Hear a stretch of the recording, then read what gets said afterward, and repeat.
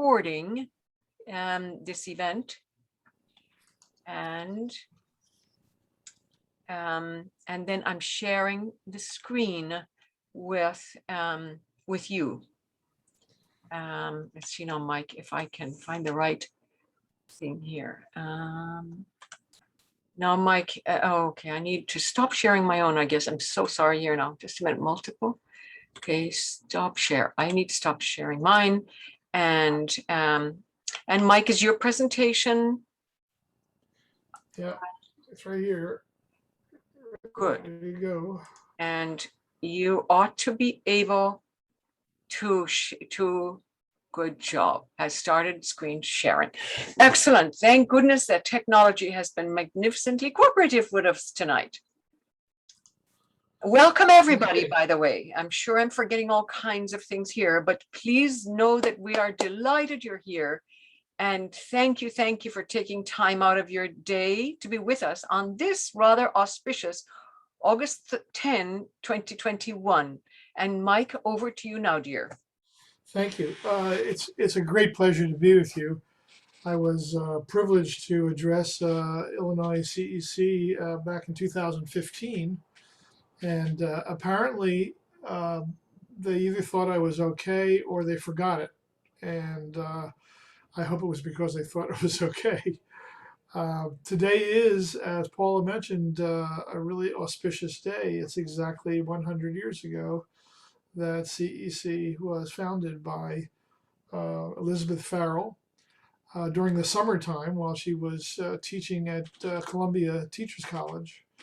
And she and her graduate students were apparently having some discussion about the state of affairs for teachers of ungraded classrooms, and they decided right then and there to form the Council for Exceptional Children. So we are the beneficiaries of that particular summer, and much more.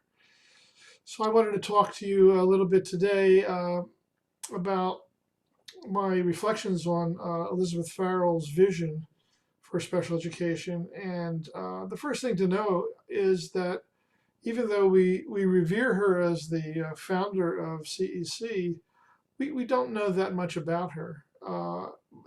Finding out about Elizabeth Farrell is a little bit like doing a jigsaw puzzle, where you have to figure out what the missing piece must look like by looking at the pieces that you have. One of our colleagues, Kimberly Coda, who you will hear from in January, wrote the first and only book on Elizabeth Farrell back in 2001. She did her doctoral dissertation actually on Elizabeth Farrell and her impact. And she now has a sequel to that, or a revision of that first volume that was just recently published, and I'm not sure exactly of the year, but it's a second edition, and she will be presenting her. I assume she'll be presenting her new insights on the life of Elizabeth Farrell in January. So I'll give you an advance heads up that you should all attend that, because the very first thing I did when I decided to do this chapter for the Handbook of Special Education way back in 2008, the first thing I did was to read Kimberly's wonderful book. And even though it was very satisfying, it was clear that there was a lot that we don't know. So I did my own research. Not a professional historian, but I did my own research and found not only was she a fascinating person, but the era in which she lived was very fascinating also.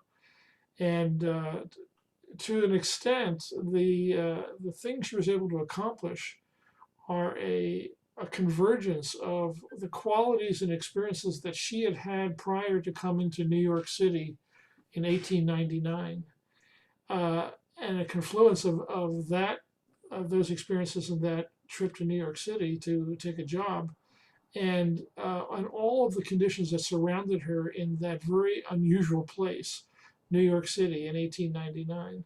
So I'm gonna bounce back and forth and talk a little bit about Elizabeth Farrell, and I'll talk a little bit about the time that she lived in and the things that I know influenced her, and we'll try to see what the missing pieces are.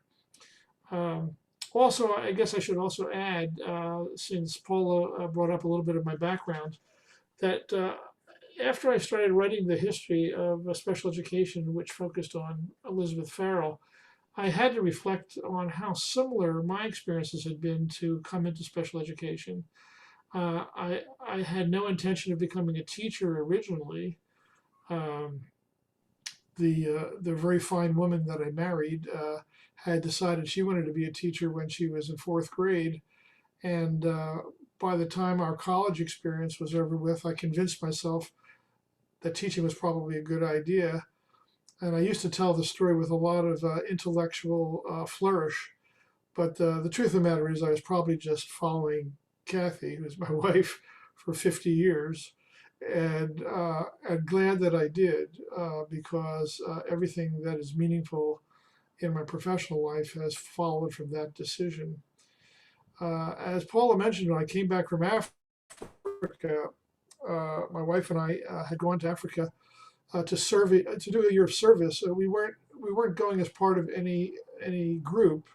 We weren't affiliated with anybody, but we were invited by a group of doctors who were providing support for a hospital in Malawi, and the station where the hospital was located um, also had a secondary school. And Kathy taught in the secondary school, and I had some training in laboratory technology, and I was working in the laboratory there. It was a life-changing experience, and for many reasons. One reason was that even though I was conscious of poverty in the United States, I had never seen poverty like I saw when I was in Africa.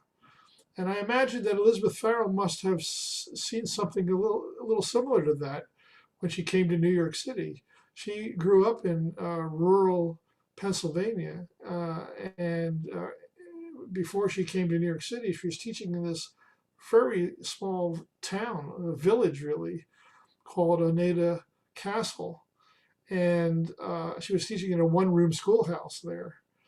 And she went from that rural experience to being in the very heat and heart of the tenement in the Lower East Side of New York City during a time of tumultuous upheaval and change. So it must have felt similar to her uh, coming to that experience. When I came back, she did not go back to Oneida Falls. She stayed and did her career in New York City. But when I came back from Africa, as Paula mentioned to you, I was offered an opportunity to not teach in the same school a sixth grade class, but to teach a class that they euphemistically called an opportunity class. And the opportunity class really was an opportunity for teachers to get rid of sixth grade boys that they found very annoying. And I recognized, if not the actual boys, I recognized their behavior from my own experience teaching sixth grade. And the big surprise was, even though I felt prepared to teach them, my big surprise was that once I had them in relatively small groups or individually, they were complete sweethearts, and I love them dearly, and they taught me really everything that I think I now understand about teaching. And Elizabeth Farrell's experience in teaching was somewhat the same, because as I'm going to tell you, when she decided to train as a teacher, she went to perhaps the one most visionary teacher training program in the whole United States, which was at that time was in Oswego, and it was a normal school, and ultimately became State University of New York in Oswego. But at that time, it was everything that they were doing was new, and the heart of what they were doing was based upon uh, methods that and philosophies that had come from Pestalozzi in Switzerland, and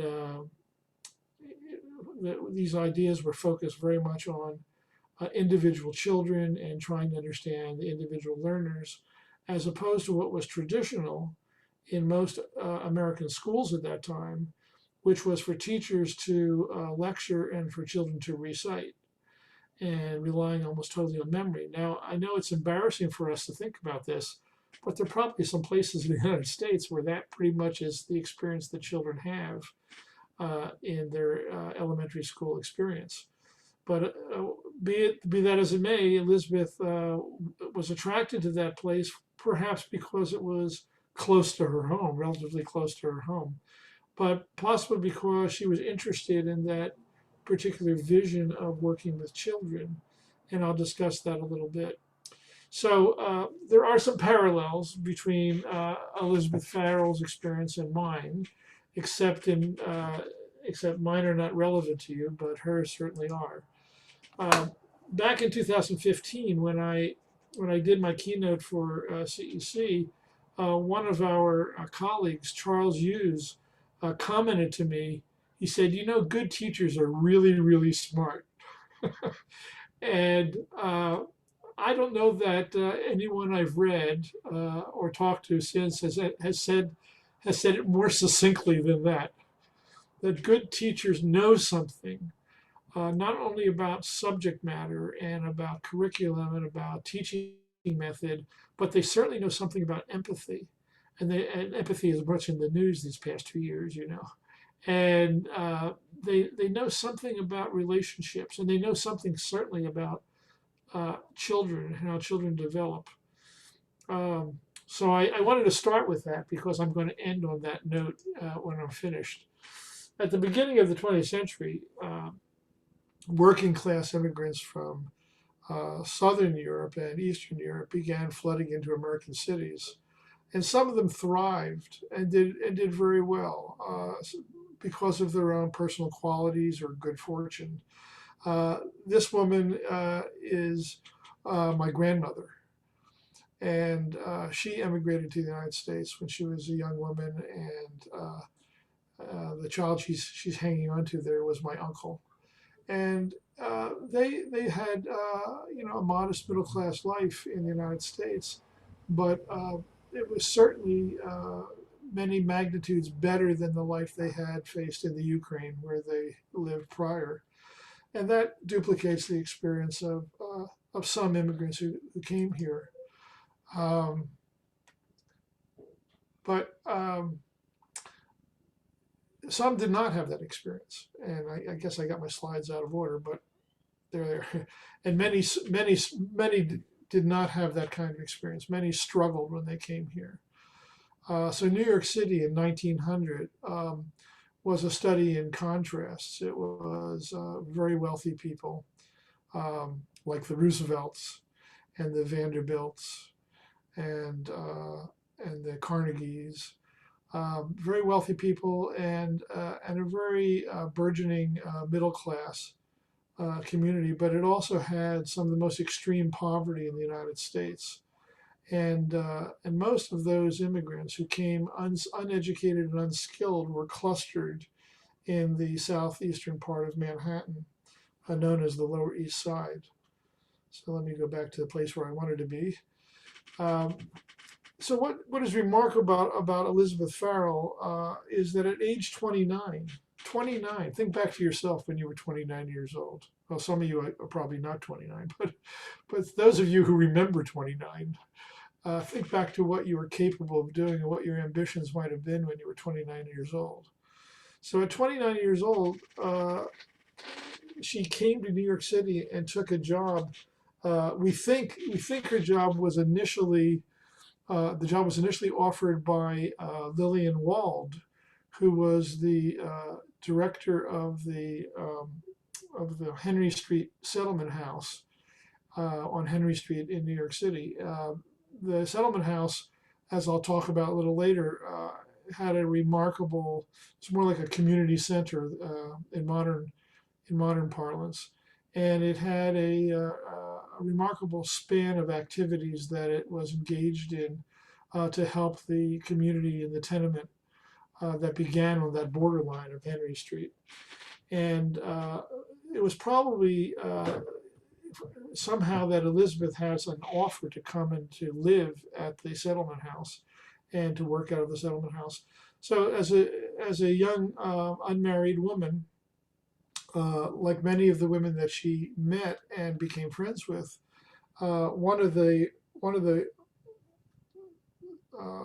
few opportunities that she had for public engagement was to be a nurse or a teacher.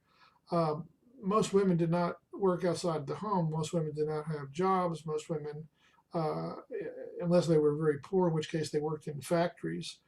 Um, but she and Lillian Wald were similar in that they had both grown up middle class. Uh, they lived in homes that were modest, but many levels more prosperous than the people who lived in the Lower East Side of New York. So she came as a 29-year-old to New York City from the small village of Oneida Castle, and even New York City was even large by comparison to the place where she grew up, which was in Utica, New York, which is very close by Oneida Castle.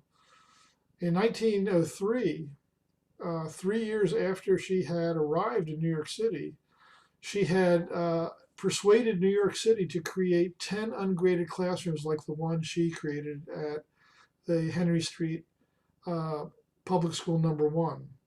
So at one end of Henry Street, literally at one end of Henry Street was PS1, and at the other end of Henry Street, maybe about 8 blocks away, was Lillian Wald's settlement house. So in a mere 3 to 4 years, she had already established enough credibility in her own school and with the support of her principal to get the attention of the superintendent of this massive school district. It was massive by today's standards, not to mention what it was like in 1900. And the superintendent was able to persuade the Board of Education to provide her with some travel money so she could go to Europe. Now, that was kind of unheard of. I mean, she was just a young woman and had not taught that long, but the ideas she had generated and the successes that she had shown in just a couple of years as a new teacher uh, persuaded the school district to give her enough money to go to England and to study how for about a semester's worth, and to study what it was that the English appeared to be doing with children that were having enormous difficulty in school. Now, through the course of talking about 1900, we're going to have to use a lot of words that are unpleasant for us to hear nowadays in our modern professional life. But you have to understand in context that was the language that was being used. So the children that she was concerning herself with were children who at that time were called feeble-minded or backward. Um, she wasn't working with children that in the language of that day were considered imbeciles or idiots. Now, I know that those are all epithets that we use, that we try to wash our mouth out if we say them, But in those days, those actually had a kind of pseudoscientific meaning. They represented sort of levels, or what people thought were levels of cognitive ability. And if you were more severely disabled, you were almost certainly institutionalized, even if you were a child.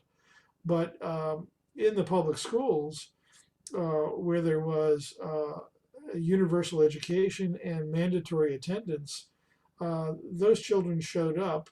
And they showed up in ways that were similar to the ways they show up in American schools now. That is, they can be easily disguised by being non-English speakers. So the Lower East Side of New York was filled with languages. Just about every group you could imagine among immigrants lived in the Lower East Side. And so many of them, of course, did not have a good command of English. There's a situation that if you work in American schools right now, you recognize. They also lived in extreme poverty. And so the degree to which their poverty and their ability interacted with each other was a question mark, the same way it's a question mark today. So she was able to put together this idea about ungraded classrooms. The truth of the matter was that 25 to 50% of the children in each of the classrooms in New York City were above age for that grade level. So these are supposed to be graded classes, meaning that you were at a certain age and a certain level in the curriculum, and so it's a little industrial when we think about it now, that you move through school grades the way you move through an assembly line in a way. And she proposed this idea that maybe there ought to be an ungraded classroom, especially for the kids that the other teachers found disruptive or very difficult to teach. Children in your classroom who are very difficult to teach are disruptive to the extent that they're very difficult to teach. So even in those days, the teachers understood that if they thought of the classroom as a distribution of kids who responded to them and kids that didn't respond to them very well, which is exactly the way anybody who teaches thinks about children, the teachers were happy to have somebody who might take those children off their hands. In the same way that the teachers that I worked with in 1973, 74, they were happy for me to bring children that disrupted their classrooms bring them into my opportunity class. So my opportunity class was ungraded, quote unquote, in the same way that Elizabeth Farrell was proposing. So there she was in 1903, having come back from England, already having been sponsored by the school administration in this enormous school district, and she had come back with some ideas. And one of the ideas she came back with, one of the strong ideas she came back with, was she didn't want to have a program that segregated children from schools. She was not opposed to segregating them in schools, but she looked upon their separation from the public school as a negative.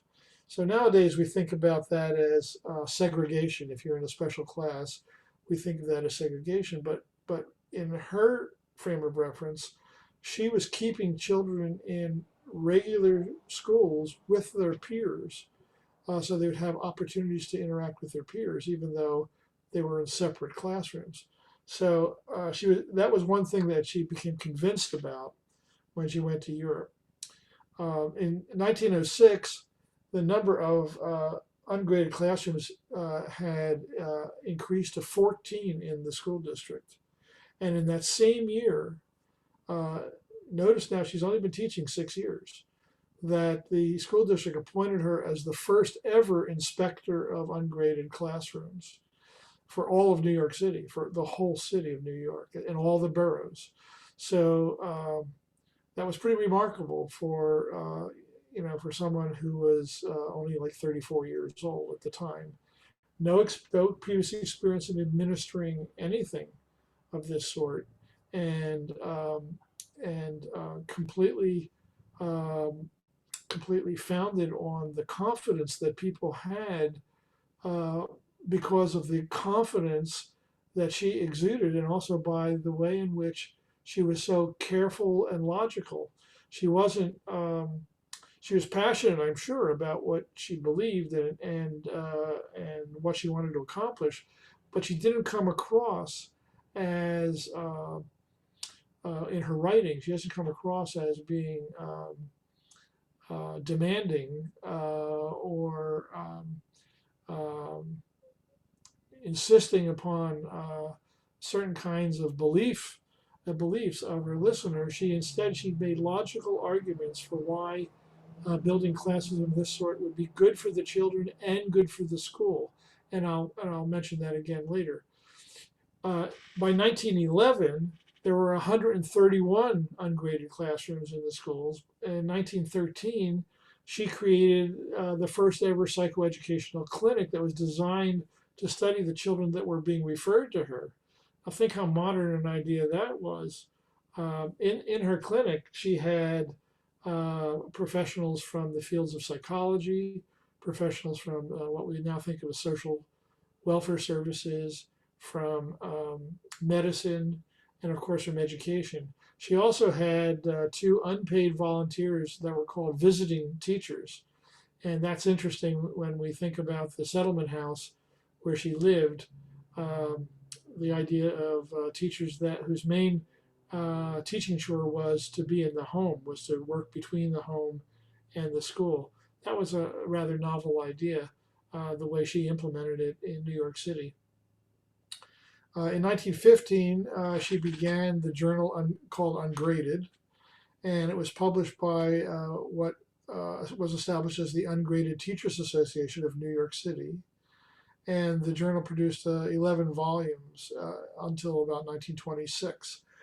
And then in August 10th, 100 years ago, she and her Teachers College students founded the Council for Exceptional Children. So you got to ask yourself, when you think about this young woman, you have to ask yourself, how did she do all of that? And there was nothing in her background that would have predicted that she had these kinds of talents. And a more pressing question is one that Paul and I were talking about the other night, which is, why did she even come from a one-room school in rural New York to the kind of sea of poverty and overcrowded tenements that surrounded her in New York City? So I don't know if I have the answers to all those questions, but they are questions that we ought to ask ourselves, because whatever it was that skills she had, she certainly not only accomplished things for her students and her school system, but she changed the way we work today, 100 years later. And for why she came, that's a bit of the mystery we'll try to unravel. So let's talk a little bit about what surrounded her. What was the environment like that she was living in 1900 New York? Well, the first thing that was important, I guess, you can make mention of, was the fact that the Spanish-American War, which was only 5 months long, had ended in August of 1898, the year before she came. So the war had been both, as wars sometimes are, it had been both disruptive but also stimulative of the economy, and it had a stimulating effect on the economy in New York as well.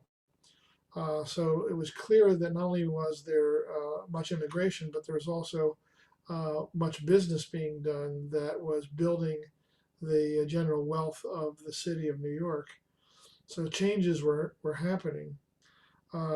Just turns out that Teddy Roosevelt sort of figures in the story in a sort of marginal way. But it was interesting for you to see his history of service, because it speaks to the depiction of that era as a progressive era. And Roosevelt, who came from a wealthy family, was convinced that public service was an honorable profession. And while he was in the various offices that he held, he always demonstrated the ability to go beyond himself, beyond ego concerns, and he wasn't shy about pushing powerful interests. So it wasn't only when he was president that he had this reputation for being pushy in the good sense, but it actually went back all the way to when he was first elected to the New York State Assembly in 1882. So if you're looking at the screen, you can see the sort of remarkable record that he had that sort of groomed him for the presidency. And he had a lot of disappointments along the way. I mean, he lost some elections along the way, and more than once threatened to give up politics and walk away from it all. But fate seemed to follow him, because when he finally became vice president of the United States, which at that time and for some time afterward was considered to be a do-nothing job, that it was just kind of federal employment for life without having to do very much of anything.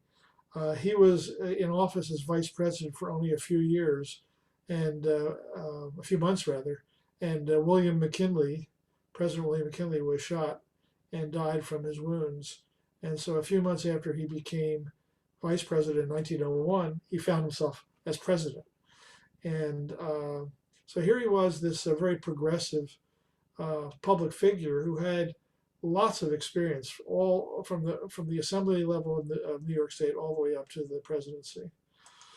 Um, Something that is interesting to know about is the newsboys strike that took place in New York City in 1899, the year that Elizabeth arrived. Um, it's a little economic lesson about the progressive era that was bounded by extreme social need. Now, in New York City, there were lots of children who were unsupervised. Now, think about this. They had universal education and they had mandatory attendance, but it was relatively difficult to enforce mandatory attendance. And, and even if they could enforce mandatory attendance in school, the sad fact was that the population was growing so fast that they could not build schools quickly enough and much less staff them. And while they were trying to build these schools, they didn't have room for thousands of children. So if thousands of children actually wanted to go to school, there really wasn't a place for them to go to. So this strike took place in 1899, and the story behind it, was made into a movie at one point and some kind of cute musical, I think, on Broadway. But the real situation was kind of serious. These were boys that mostly had no homes and no supervision. And about 10,000 of them, there's a few girls, but mostly they were boys, they lived by selling papers in the afternoon. And the economy of selling newspapers is very interesting. They didn't have internet, of course, in 1899. So newspapers, they didn't even have phones that were that prevalent. But newspapers filled the need for information. And New York had a dozen competing newspapers in New York City, and they published several times a day. So not only was there a morning edition, which was brought to you by some delivery person, but they also sold afternoon and evening editions for breaking news. And these 10,000 boys were the main way in which those newspapers were distributed. And the way it worked was that the newspapers would sell them a bundle of 100 newspapers for 50 cents. And the boys would sell it on the street for a penny a paper. So that means they would make about, and of that penny a paper, they would keep a half a cent. And that was what they lived on. So you have to understand why when the Spanish-American War broke out, the newspaper publishers knew this was going to create a large demand for newspapers, so they raised the price of the newspapers. They raised the price to 60 cents. Now, that was great for the publishers, but the boys had to sell 10 more papers every day in order to pay the publisher back for the bundle of 100 papers. They were able to do that because there was a big demand for newspapers, but the war ended in 5 months. And guess what? The publishers didn't change the price back. They kept the price at 60 cents. So the boys were hustling to sell off their 100 papers.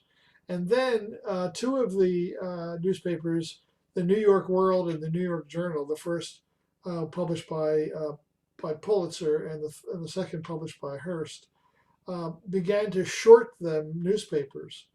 At first it seemed like an accident, but then it looked like it was systematic. So the boys were paying 60 cents for 100 newspapers, and then they didn't have 60 newspapers. They didn't have 100 newspapers to sell. So there was an initial burst of violence where they attacked the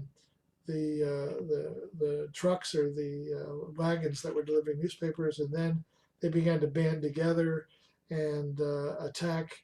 They sort of went on strike and agreed to a strike, and they started attacking anybody who was selling newspapers. And it lasted for a while, and there were thousands of boys involved, and the public was sympathetic to the boys. not to the big publishers.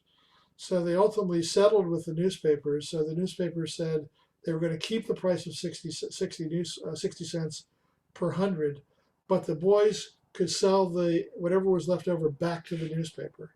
So the boys would recoup what they spent for the papers by having the publishers take them back. So that's the way 1899 opened. But the larger city that surrounded the boys in 1899 was one that was, especially in the Lower East Side, was was a was a forest of people and cultures and living in one room tenements, and over 100,000 people, it was estimated, were homeless, were just living on the street somewhere. So if you were living on Madison Avenue, or you're living on Fifth Avenue or Park Avenue, New York City looked different than it did down here on the Lower East Side. This is on Mulberry Street, just in the Lower East Side. The population expanded very rapidly, as I mentioned, that because of immigration. So from 1900 to 1910, the population of New York City increased by 40%. But the population of immigrants, the number of immigrants that were coming into the country, increased by 53% in that same 10-year period. Here's a sort of a heat map of where the population was located. So the green color had the less dense populations, and the hot red color was the most dense populations. And if you can see my arrow on the screen, you can see the Lower East Side of New York, of Manhattan, is right here. And so this was one of the most heavily impacted areas of the city in terms of population was concerned. So also there were signs of progress. The first subways opened in 1904. This was not subway cars. This was just a fancy ribbon cutting ceremony where the dignitaries ran through the subway tunnels in a carriage, but the subways were trains. And there had been trains in a transit system in New York City before this, but they were all above ground and overhead trains. This was the first time that the trains ran underground.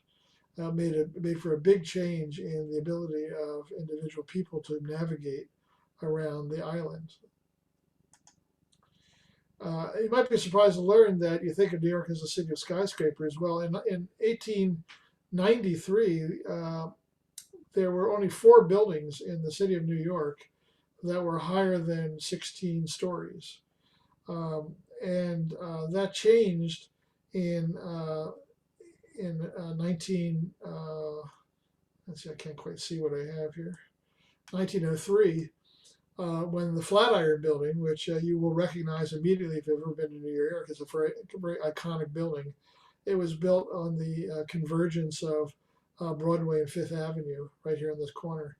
And what made it unusual and made it possible to build it to 20 stories and then later 22 stories was the final technology of building iron frames in order to erect tall buildings.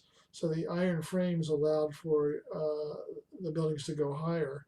And of course, starting in 1903, there was no looking back, that the number of large buildings grew up far above 20 stories.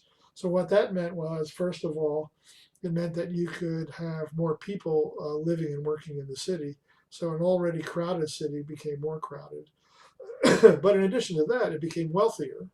And of course, the amount of labor that was necessary to build very tall buildings and later on skyscrapers also provided a new kind of industrial work that was not related to factory work.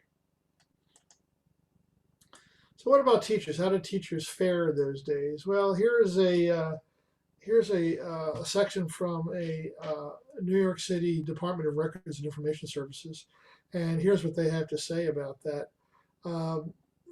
What's important for you to realize is that in 1898, the state of New York consolidated New York City. So all the boroughs became one city.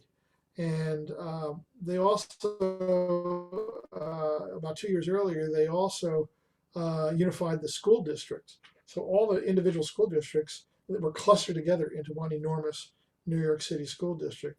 And one of the things that the legislature tried to do was to create uniform pay.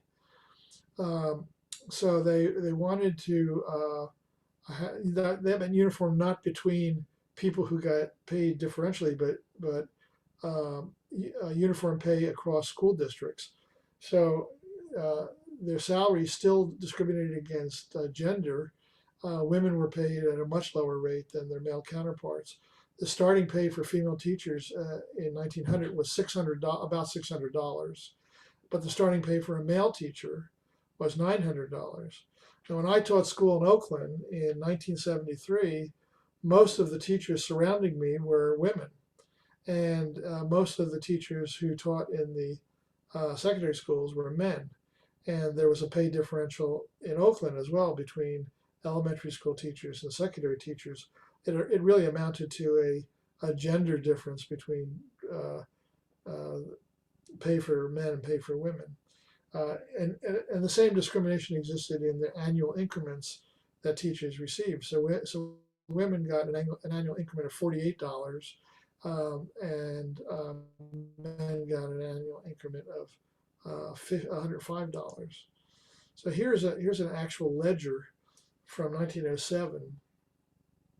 So I'm going to try to magnify the screen for you so you can see this. So you can see this is from April in 2007. And whoops. And so up here at the top is the listing of the salaries by the position. So the top is Evander Childs, who is the principal. He was getting an annual salary of $3,500 a year. And then all these salaries here that range from $2,400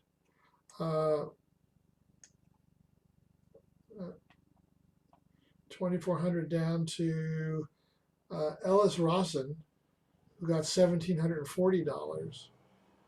These are all men, and this is all at Public School 10 in the Bronx, in the borough of the Bronx. But remember, they were being paid the same in New York City, in Manhattan. So starting over here, these are women. I noticed that the highest salary for a woman was $1,600 compared to the $2,400 up here. And then the women's salaries decreased down to $940. So the lowest paid woman on the faculty only got $940 compared to the lowest paid man who was getting, don't count this one, lowest paid man was getting about $1,000. So not quite the same. But you can see that the inequity was great.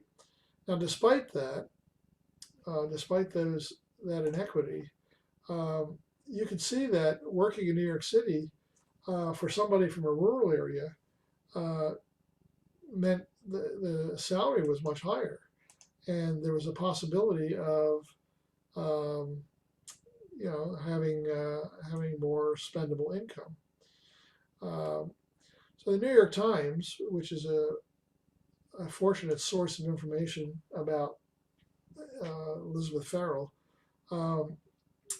published this article here in the early part of the 20th century to talk about the schools.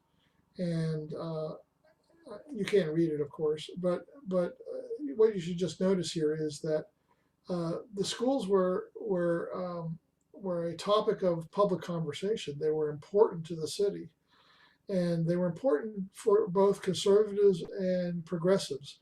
The conservatives were happy to have schools because it kept children off the street and kept them away from crime. And the progressives were happy about schools because schooling was accepted as a pillar of progressivism. That is, the improvement of the general population was going to occur by way of better education. So it was something that both conservatives and progressives could agree about was providing schools. In 1908, the New York City Public Schools had owned property that was worth $100 million. That's in 1908 dollars. And in addition to owning the land, they also had $30 million to just sort of operate the schools and $15 million for the sites and the buildings. They employed 15,000 teachers. They enrolled 600,000 students. And just a few years after that, by 1912, there were 800,000 students. As I mentioned to you earlier, about 25 to 50% of the students in every grade level were years older than the grade level was prepared for. And thousands of children could not even get into the schools because of severe overcrowding.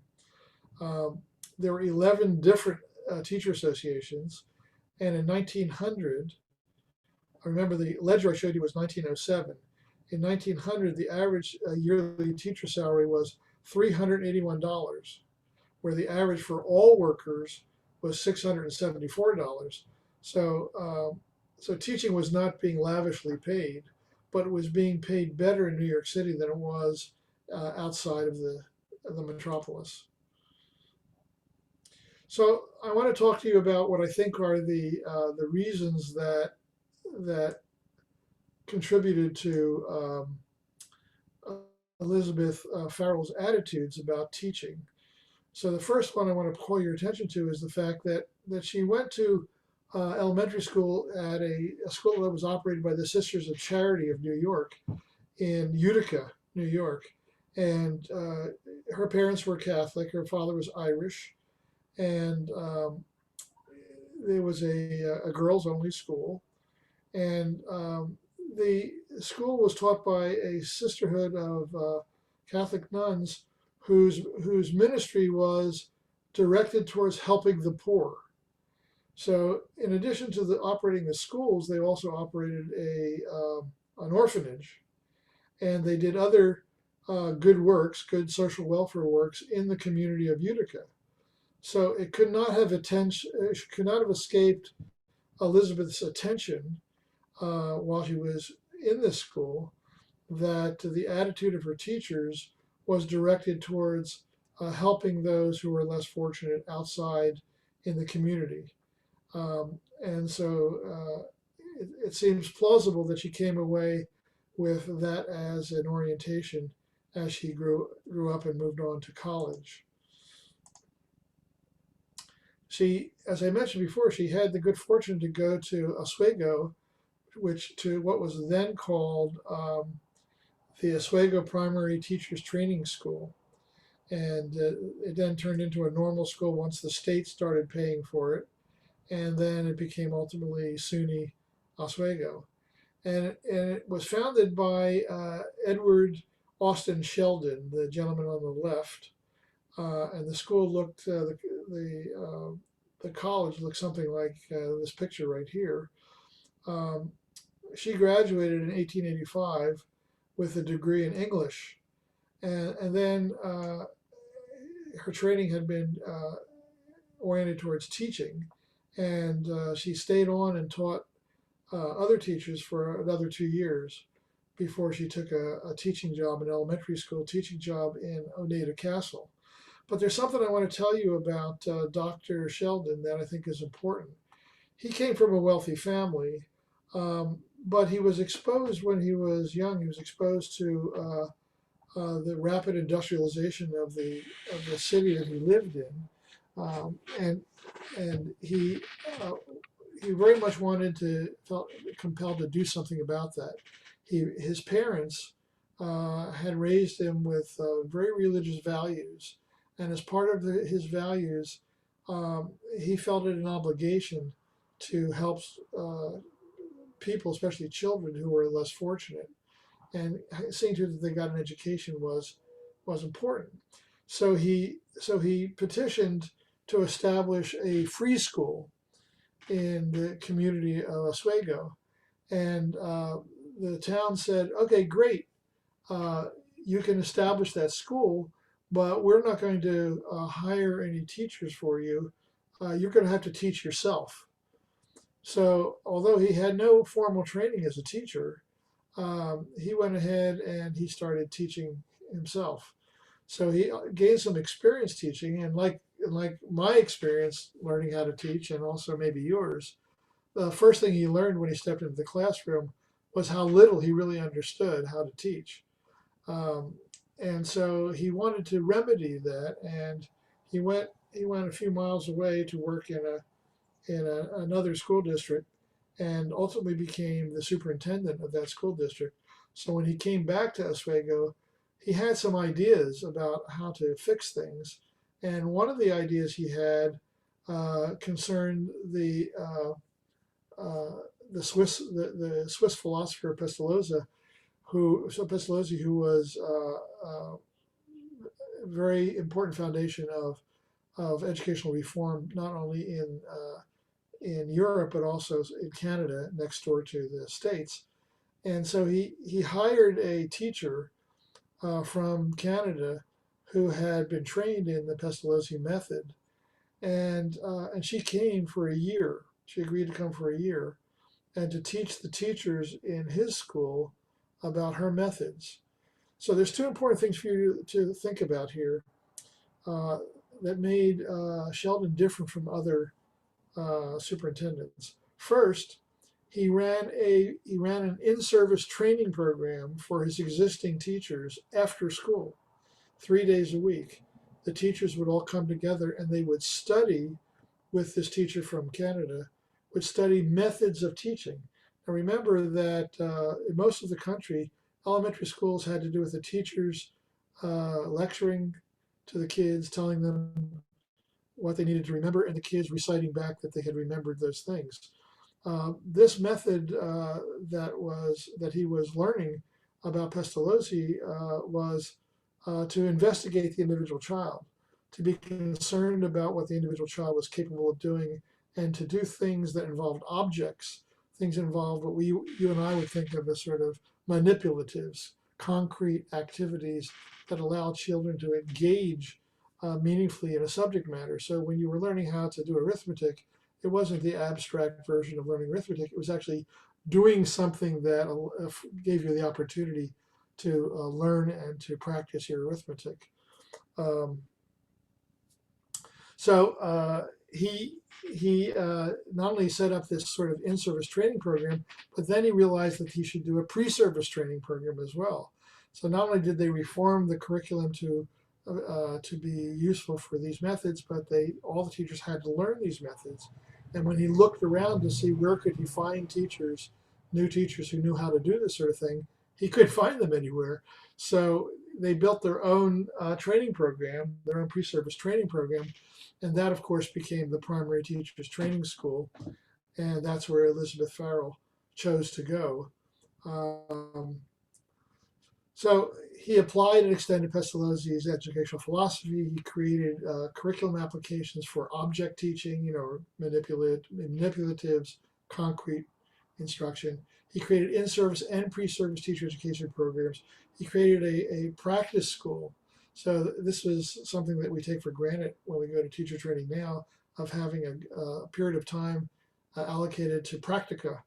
Well, he created that idea by having the teachers not only study in the classroom methods and curriculum, but he actually had a school where the teachers went next door to the school and they actually practiced in a practice classroom.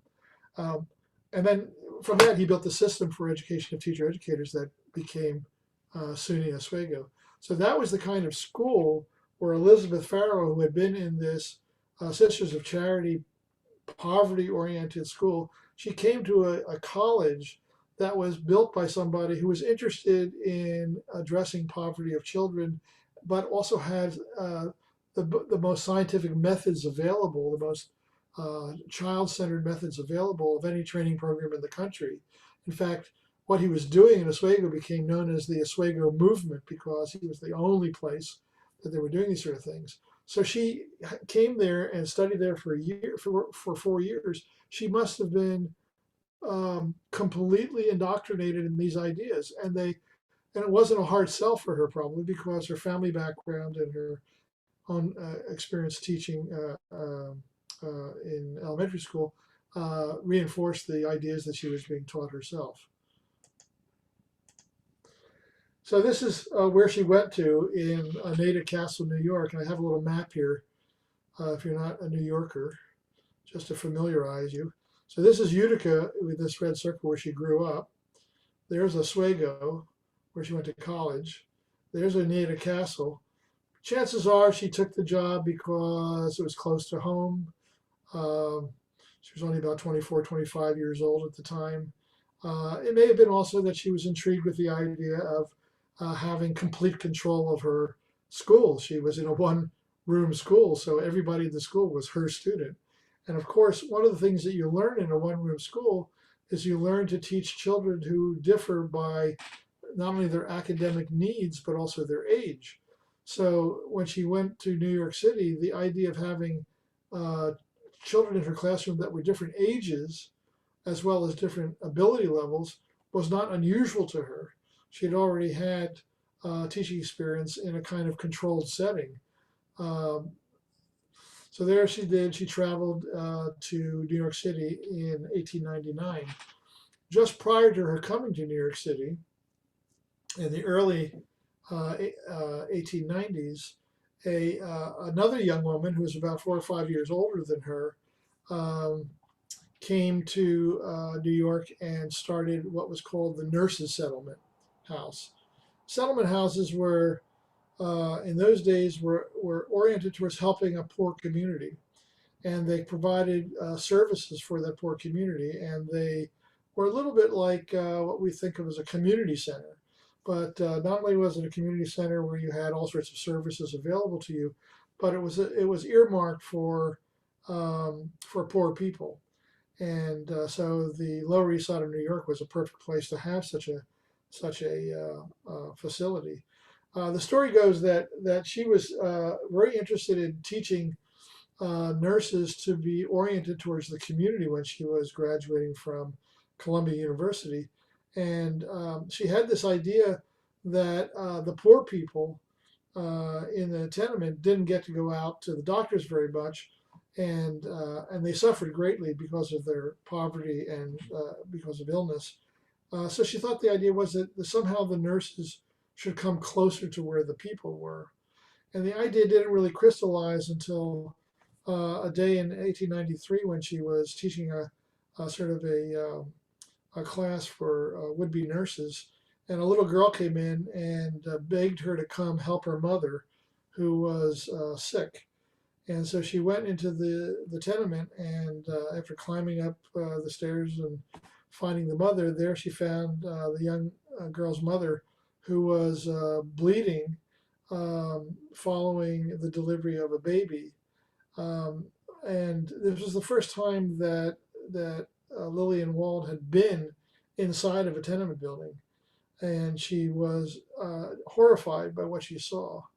And so she went back, and she knew some wealthy people, and one of them, a man named Schiff, bought a building for them on Henry Street, and that building became the nurses' settlement. And what she built there, as you can see in the bottom left-hand picture, is she attracted nurses to come and to do a practice in nursing in the tenements. And so it was the first time that there had been anything like a visiting nurses service. And it was the first time in the country that people thought about public health nursing. So she's considered the mother of public health nursing.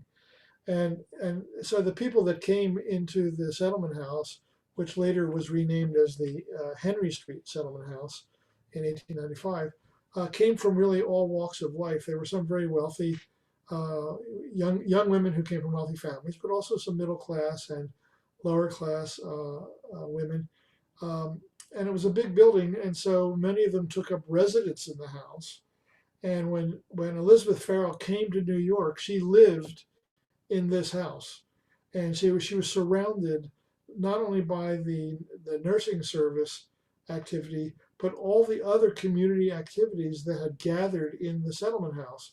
So Lillian Wald had attracted among her friends and colleagues women who were active in the Consumers Union, for example, and they exerted a considerable amount of influence among progressive politicians. Uh, I'll give you an example of the environment that Elizabeth was living in when she came to New York City in this settlement house. It turns out that Florence Kelley, who was the founder of and the executive secretary for the Consumers Union, lived in the same house. And she and Wald were having tea one morning. We're having breakfast one morning, and there was a problem in the South because boll weevils were eating and destroying cotton plants. And the newspaper article was talking about how the federal government had an agricultural bureau, a farm bureau, that had experts who were going to help the farmers combat this plague of boll weevils.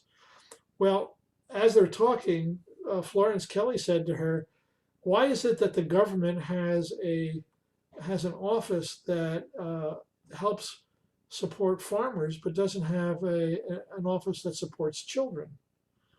And so the more they talked about it, the more they thought that there ought to be a children's bureau that did the same kind of work that a farmers bureau did. And they took the idea to the people in their network um, of activist, progressive people, as well as to wealthy people. And within a year, within 9 months, think about this, within 9 months, the idea for a children's bureau was on the president of the United States' desk. That's how influential the network of women and supporters that surrounded Lillian Wald could be. So they didn't have internet in those days, obviously, but there were, and women were not, were restricted in their political influence. They weren't elected to office. They didn't hold powerful positions or jobs. They certainly weren't always independently wealthy. But think about what kind of social network she must have had available to her to be able to take this proposal, which emerged over coffee, and to put it before the President of the United States in a relatively short period of time. That shows you the sort of power that this network of women wielded in the city of New York and beyond. And when Elizabeth moved into this settlement house, she had these people available to her. And it turned out that they were very valuable to her in promoting the idea of ungraded classrooms. So down the street from the settlement house was this building. It was Public School number 1. And on the map, you can see about where it was located. And that was where Elizabeth got her job. So although the school was overcrowded and age disparate, as I mentioned, with high rates of learning and behavior and language problems, those problems motivated innovation in the school district. And for every person who has moral convictions about helping children who are poor and illiterate, there are also people that would like to have those children not interfere with the rest of everyday life. But as I mentioned to you before, conservatives and progressive people could find a common cause in the creation of innovative programs for the children that were very needy. And in Elizabeth's case, that meant organizing a classroom for difficult boys, as she described them, in the public school number 1. And this is how she described the boys. She said they were the odds and ends of a large school. There were overage children, so-called naughty children. In my teaching, those were kids with behavior problems. And the dull and stupid children, words we don't use anymore, but we use other words that project the same meaning. They were taken from any and every school grade, the multi-grade environment that she was used to. The ages in her class ranged from 8 to 16, and they were children who could not get along in school. They had been in trouble with police. Some of them had been in trouble with police. But as a class, she said they could not be characterized as criminal. Well, when you have no job and you have no money and you're on the streets all day long, Elizabeth pointed out the street becomes your school. And so she felt it was the responsibility of the actual school to create an environment that would be attractive and productive for these children. So the challenges she faced in doing this seem very familiar to us nowadays. A huge bureaucracy. She was unknown when she came there, without money or authority. And did I mention no money? There were challenges and criticisms from administrators, from outside authorities, and academics. I'll talk about that in just a second.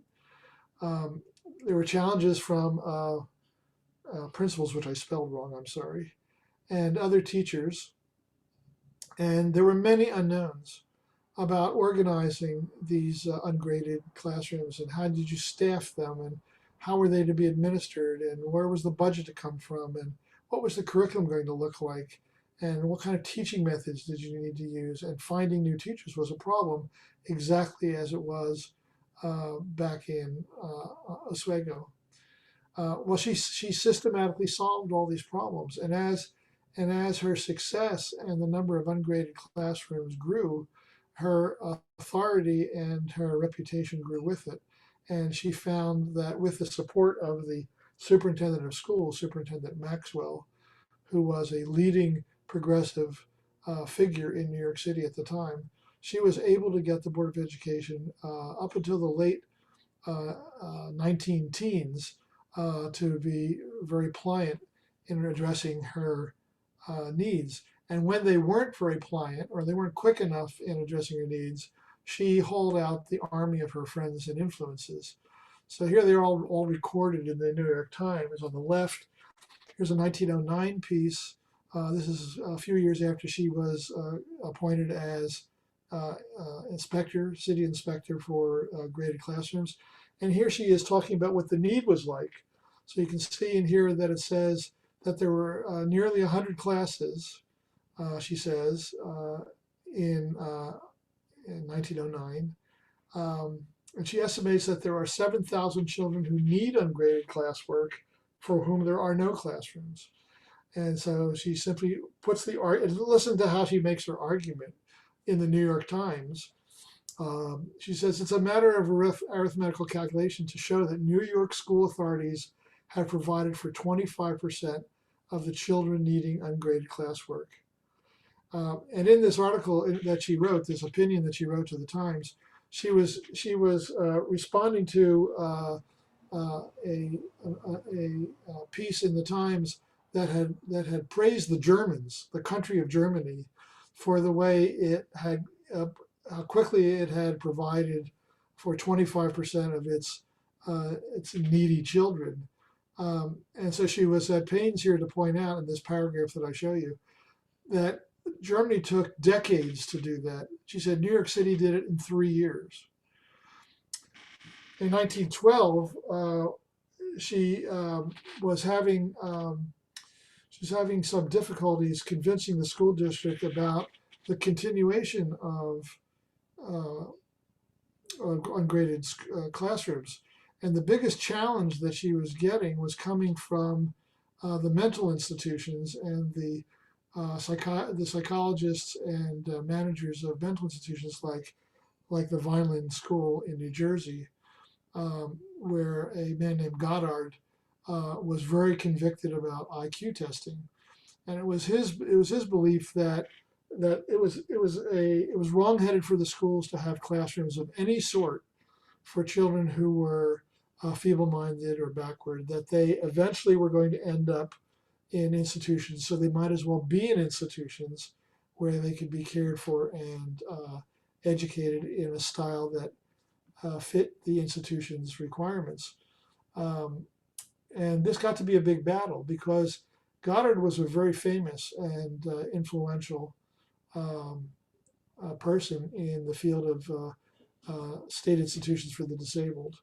And he was appointed to a committee that was reviewing New York City Public Schools. So his article or his report was only one small part of a large critique of the school system. Well, the critique was really politically motivated because the other powers that be that surrounded the school system uh, were were angry at Superintendent Maxwell since he had so much control and of the way the schools operated and the ability to push them in progressive directions. So they really wanted to control him. And in the articles that they solicited, one of them was from Goddard, and his target was the ungraded classrooms. And the argument was in two directions. One was that they didn't do a good job at identifying kids because it was too subjective. And this is an argument that we hear still today in special education.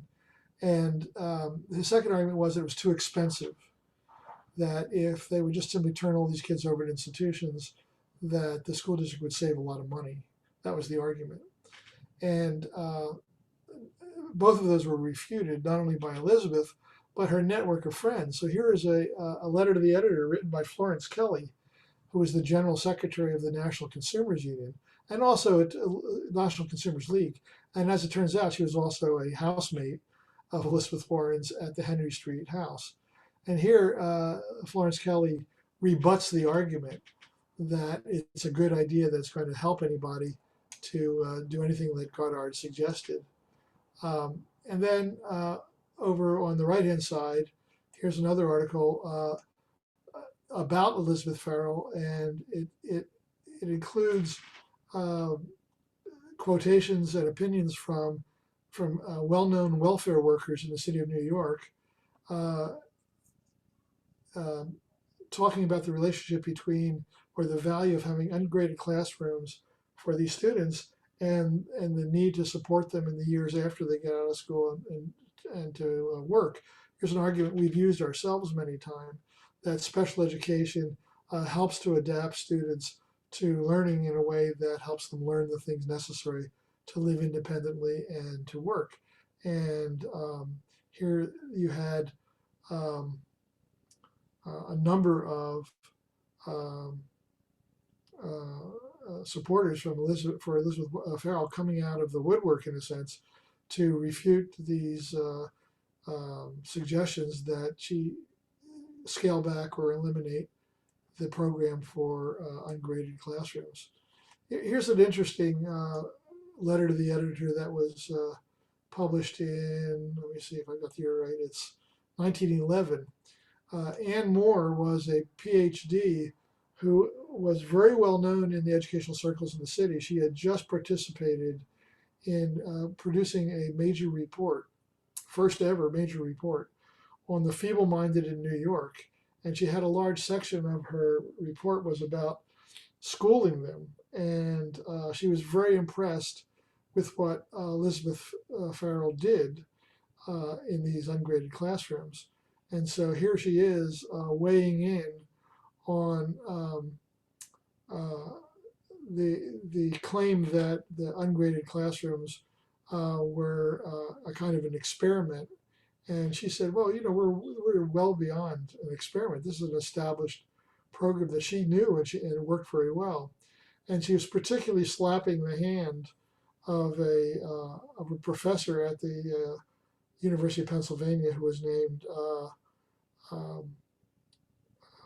Littmore. And he had run a summer program for training teachers. And he created what he called an experimental classroom for kids who were considered backward and feeble-minded. And he invited Elizabeth Farrell to be a guest lecturer in that summer program. But then he went ahead and he claimed that the work he was doing was going well beyond what existed in the public schools. And Anne Moore, who had just written this report that was well known, slapped his hand and said, no. There's nothing that you did there that is original. All this has been done in New York City already. This is what the face of the report looked like. And this is the part where she talks about Elizabeth Farrell. One thing of note here, she says that she was able to get 317 cases to review from Elizabeth Farrell. and that of these 317 cases, 206 are male, 111 are female, 40 are Native Americans, but 277 are of foreign parentage.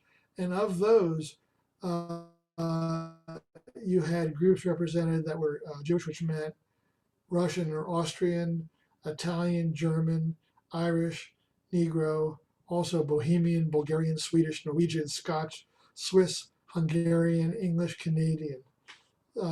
So she made a strong case. This report was published by the State Charities Aid Association, but it was written for what was the precursor to the National Education Association, um, which existed in New York at that time. Mike, Yes. it is very, very clear that we should really get together again next Tuesday evening. I'm joking. I know well that you have an abundance of information, and you'll be really, really surprised that it is 18 minutes past 8 o'clock.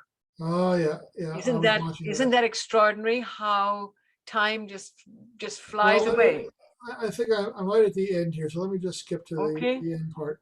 One of the things I was going to say at the end is that of the problems of teaching that and identifying children and teaching that Elizabeth Farrell identified 100 years ago, we have the same exact problem in special education still today, despite IDEA. And one of the things that we've heard a lot about in this last pandemic year is, will technology us? Well, trying to adopt technology in the rapid fashion that we did in the pandemic is probably not a great idea. But nevertheless, it's an open question about whether technology will work.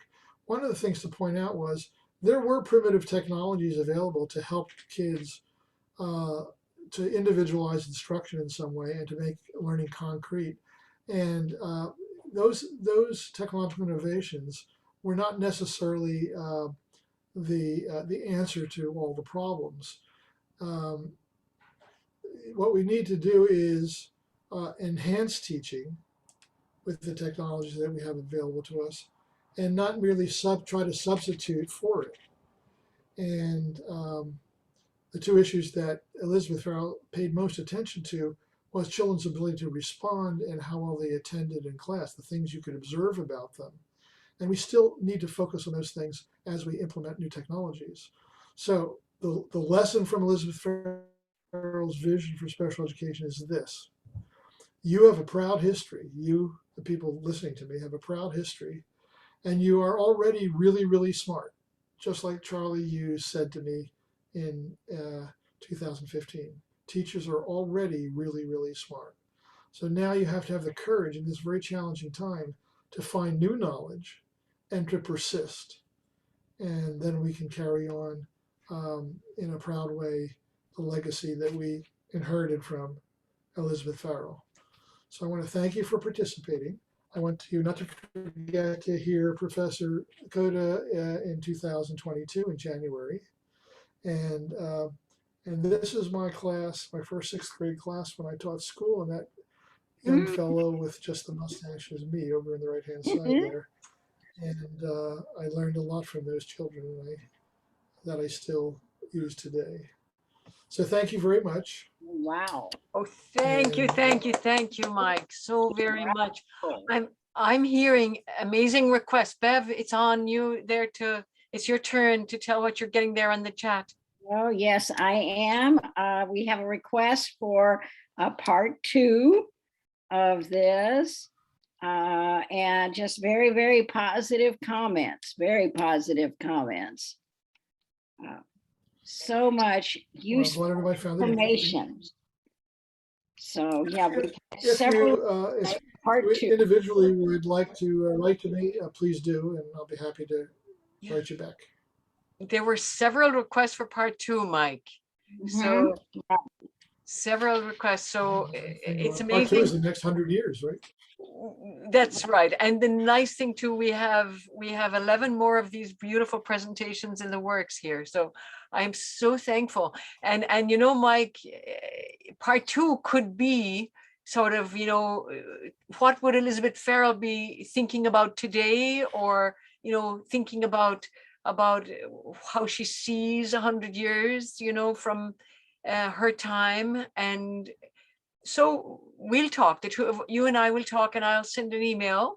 And please connect directly with me as well. You know, you have my email address, and it's been a marvelous evening. Is there any pressing comment? Sorry, Bev. No, I think other than it's just very, very, just very informative. Thank you, thank you. We all learned a lot.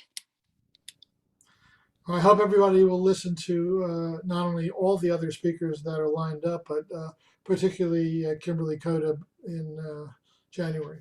Yes, yes, yes, yes. She was a delight in the month of March this year, and I hope more and more people will join us this coming January. She's her turn. Look at our schedule and see the marvelous people who've, just like Dr. Gerber, with great experience and knowledge and everything. Any pressing comment you'd like to make? Just unmute yourself and we'll hear you if you want to say anything here. I'd like to suggest that this recording, this is Susan Fowler, be forwarded to CEC so it can be posted and available to all members. It was just a fascinating history on the context of Elizabeth Farrell as well as on Farrell herself. So thanks. Excellent. Thank you, Susan. So glad you're here with us. So with in a respect for time and respect for people's busy evenings and busy lives, with much hesitancy on my part here, I'll say good night unless anybody has any other comment. I thank you so much, Dr. Gerber, for being with us, and thank you for sharing your time with us. And it is wonderful to know our history, and we will learn much more as we go forward this wonderful year ahead. Thank you again for taking all of your time on our wonderful participants. I'd love to meet you someday soon. With that, good night, everybody.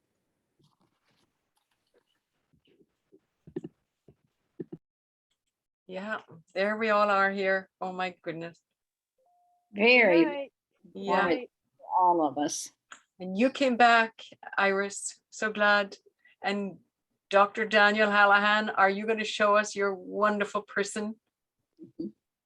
Not just your name. Paula, excellent job. Thank you so Thank much for you, Iris. organizing. This is incredible. I'm so happy. I'm delighted. Everything worked so beautifully. I'm so thankful. It could be two parts. I know. There's so much. Dr. Mike knows You have so much. Information. God. Exactly. And Yeah. he's all over the. I want to hear the stuff that he skipped over. I know, it's so much. That's what I want to hear as well. And you know what? I also am curious because when we asked Kimberly Cody this, she couldn't find anything. And I wondered if he found anything about, I mean, she was working during the last pandemic. I know. And when I spoke with Mike the other day, we were talking about that as well. And really and truly, yeah, that's something to explore. And I think it's consistent. He was fairly consistent with what she was saying, you know, that there was no real, they didn't, I don't know, they weren't thinking about that, you know, so much. No, I didn't know much about the 1918 influenza outbreak either, you know, except Dr. Barry, a wonderful researcher, has written a history that I have it here on my shelf, and it was published in. I'm trying to get through that book as well. Dean can too. Yes, Incredible thing. It's absolutely incredible. So it's a wonderful book. So, but no, yeah, he did not speak much about it either, really. He didn't, you know. I'm gonna write and ask him whether he found anything along the way, because remember Kimberly Cody said she did not find any of Elizabeth Farrell's thoughts about living through the pandemic. But yeah, but you know, Yeah, I think that is only now we're really tuning into the pandemic because we're living in the middle of it ourselves, and sickness and poverty and misery in New York at the time. I'm sure it's hard to distinguish it from, what's because of lack of cleanliness and all those things. So it's a fascinating time we're all living through right now. And obviously at that time, there were so many dynamic pieces. So now with interest of everybody's time, and I know maybe I'll talk with with Mike again and see if, would it be when would you suggest? Maybe next, how quickly? It probably depends on his schedule too. Yeah. So maybe, if he were available next week, we'll see. We'll just see. I'd Because love it really is fascinating, but it's like there's so much there. Yes, there is, clearly. So, yeah. All right. Good night to everybody, and good night, dear Dr. Hallahan. Lovely to see your name up there. And Denise, thank you for being with us. And Iris and Bev, thanks so much for co-piloting with me here tonight. It all went well, yes. Thank All you. right, good night. Thank you. Good night, very much. everybody. Thank Good you. night. Good night.